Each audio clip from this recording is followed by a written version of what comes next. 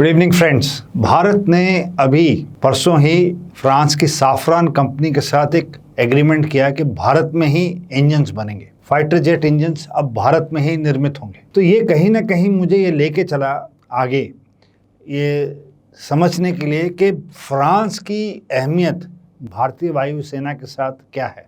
How is France so important to Indian air force.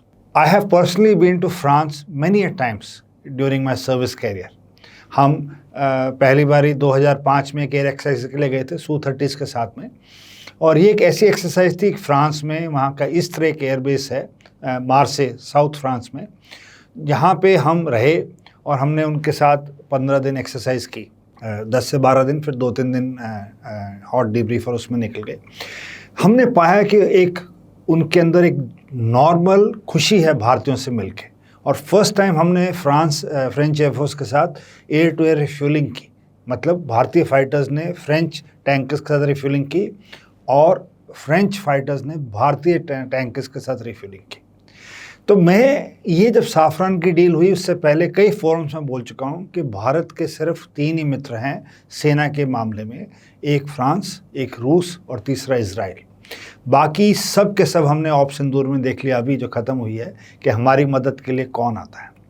And France अगर हम closely देखें तो बहुत ही इम्पॉर्टेंट है इस स्टेज में। जो 2-3 कॉन्फ्लिक्ट चल रही हैं, चाहे वो रशिया यूक्रेन हो, चाहे वो मिडल ईस्ट की लड़ाई हो, चाहे वो ऑपरेशन सिंदूर रही हो, वॉरफेयर अगर आप देख रहे हैं एरियल वॉरफेयर तो बदल रहा है। तो इस बदलते एयर वॉरफेयर के लिए विद हमारे MiG-21 से जो फेज़ आउट हो रहे हैं, हमारे स्क्वाड्रन जो डिप्लीट हो रहे हैं, हम जो टैरिफ्स के बंधन में बंधे हुए हैं यूएस के साथ, तो भारत ने कहीं ना कहीं अब छूट के बोला है कि हम अपने इंजन खुद बनाएंगे। और दुनिया में 4 या 5 ही देश हैं जो अपने इंजन बनाते हैं, और ये जो टेक्नोलॉजी है ये न्यूक्लियर से कहीं ज़्यादा इम्पॉर्टेंट और ज़रूरी है, इसीलिए ये कोई भारत के साथ या और देशों के साथ शेयर नहीं करना चाहता। फ्रांस ने भारत की बहुत मदद की है, चाहे वो कोल्ड वॉर के दिन रहे हों, चाहे वो हमारे की जब हम अर्ली 50-60s में न्यूक्लियर रिएक्टर लगा रहे हों तब हो, जब हमने 1998 में हमने जब न्यूक्लियर टेस्ट किए तब फ्रांस ने भारत की मदद की। बट स्पेसिफिकली एयरफोर्स के ऊपर आते हुए 1950s में हमने 100 जहाज़ खरीदे, और वो हैं दसॉ के ओरेगन, इसको हमने भारत में तूफानी का नाम दिया। 1960s में हमने 100 जहाज़ और ख़रीदे, और वो थे मिस्टियर 4, वो भी फ्रांस से ख़रीदे। उसके बाद नेवी ने एलिजे हेलीकॉप्टर्स लिए, उनसे एंटी सबमरीन के, फ्रांस से लिए थे। उसके बाद हमने एल्यूट हेलीकॉप्टर्स लिए फ्रांस से, एंड 70s के अंदर भारतीय वायुसेना में जैगुआर्स आए।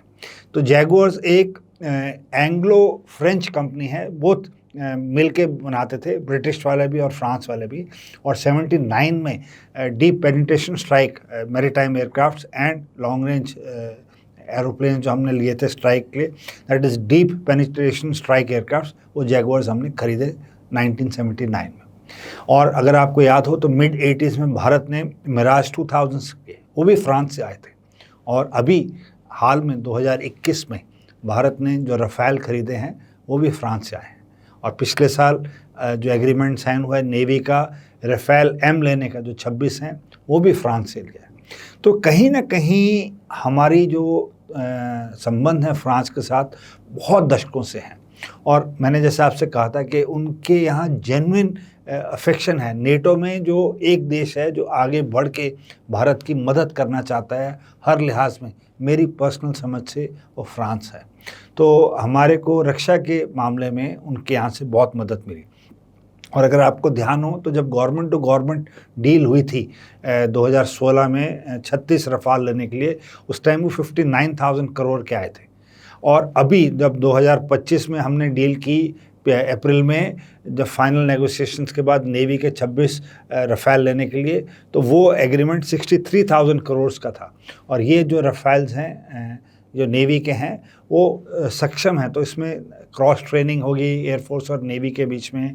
ये एयरक्राफ्ट भी एयरफोर्स की हेल्प कर सकते हैं, एंड ये डेक पे INS विक्रांत और INS विक्रमादित्य पे भी काम करेंगे। बट ये चीज़ नहीं है, भारत इससे कहीं आगे ज़्यादा बढ़ रहा है। जो M88 इंजन्स जिसका एग्रीमेंट हुआ है भारत में बनाने का, साफरान की कंपनी के साथ। ये बहुत ही उम्दा इंजन है। इसकी जो ड्राई पावर है that is at this stage around 50 to 55 kilo newtons, which with after burners goes to 70-75। But France ने आश्वासन दिया है कि हम इसको इम्प्रूव करेंगे, इनके वेरिएंट्स लेके आएंगे, and dry thrust will come around 70 to 75 kilonewtons and with afterburner 110 to 120 kilonewtons। तो ये जो जहाज के इंजन हैं ये हमारे 5th जनरेशन का जो आमका है उसमें प्रयोग होंगे। तो ये बहुत ही इम्पॉर्टेंट स्टेप है। और ये नहीं, फ्रांस ने भारत को रफेल के फ्यूजलाज बनाने का कॉन्ट्रैक्ट भी दे दिया है। जो फ्यूजलाज है, जो nose section, centre section, rear section, जो फिन्स हैं, वो सारे के सारे अब भारत में निर्मित होंगे। और ये उन्होंने एग्रीमेंट किया है टाटा एरोस्पेस के साथ हैदराबाद में। तो हैदराबाद में ही M88 इंजन बनेंगे, M88 इंजन का MRO लगेगा, that is maintain, repair and overall.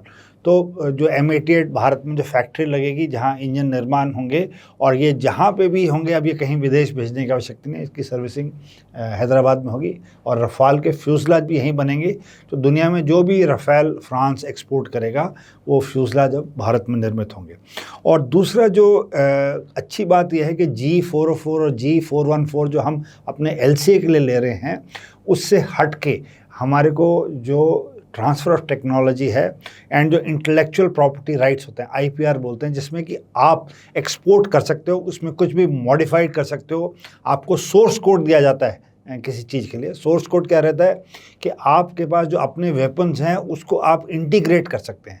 मतलब अगर आपके पास कोई अपना भारत में निर्मित वेपन है, उसको अगर आप इस जहाज़ पे लगाना चाहते हो तो उसके लिए सोर्स कोड चाहिए होता है, जो और देश देते नहीं हैं। बट फ्रांस ने ये भी एग्री कर लिया है भारत को कि हम आपको सोर्स कोड भी दे देंगे हमारे फ्यूचर प्लेटफॉर्म्स पे, ताकि आप अपने इंडिजिनस वेपन्स उस पर दे दें।